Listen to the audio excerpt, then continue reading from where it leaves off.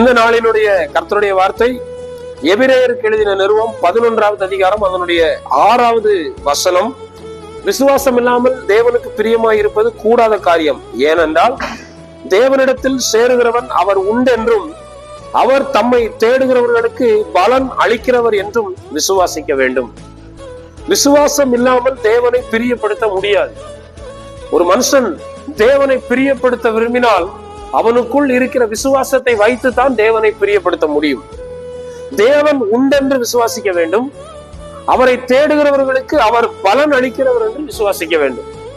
நம்முடைய விசுவாசத்தின் அடிப்படையில் தேவன் நம்மேல் பிரியமாயிருப்பார்.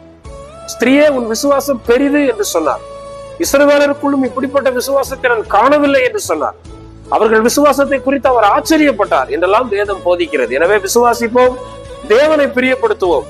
அவர் நமக்கு எல்லாவற்றையும் செய்வார் என்பதை விசுவாசித்து அவருக்காய் வாழ்ந்து அவருடைய நாமத்தை மகிமைப்படுத்துவோம். கர்த்தர் நம்மை ஆசீர்வதிப்பாராக. ஆமென்.